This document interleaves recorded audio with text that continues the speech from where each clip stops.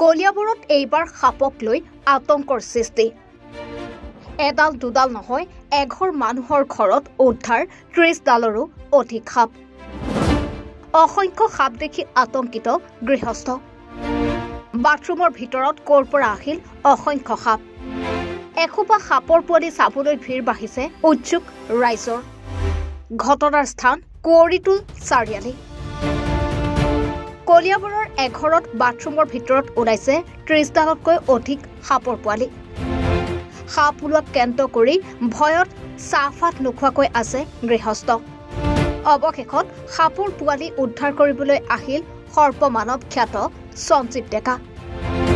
একেলগে এটা বাল্টিত উদ্ধাৰ কৰিলে 30 ডালতকৈ অধিক সাপৰ পোৱালি অৱশ্যে বিশেষ ভয় কৰিবলগীয়া নাই ধুৰা সাপৰ পোৱালি বুলি চিনাক্ত কৰিছে সঞ্জীৱ ডেকাই সাপডালে কণী পাৰিছিল বাথৰুমত কণী ফুটি ওলাল কেইবাটাও ধুৰা সাপ মন্তব্য গৃহস্থ সঞ্জীৱ ডেকা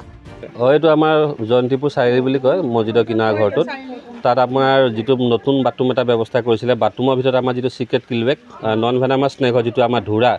ধুৰা সাপৰ পোৱালি অগণন পোৱালি ওলাইছে মই এতিয়া প্ৰায় 30টাৰ পৰা 35টাৰ ভিতৰত পোৱালি ধৰিছোঁ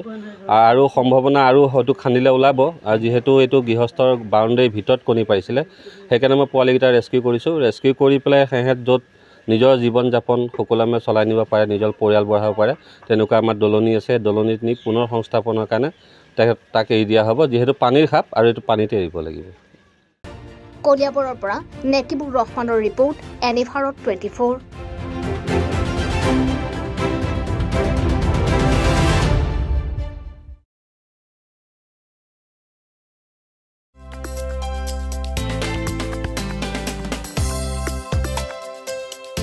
আপোনাৰ ঘৰখন আৰু অফিচ চালে চকুৰুৱাকৈ সজাওক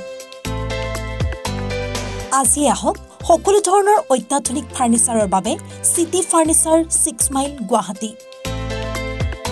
আমাৰ ঠিকনা 6 মাইল পাঞ্জাবাৰী ৰোড পুৰবিদাৰীৰ সন্মুখত গুৱাহাটী আমাৰ যোগাযোগ নম্বৰ 9435013969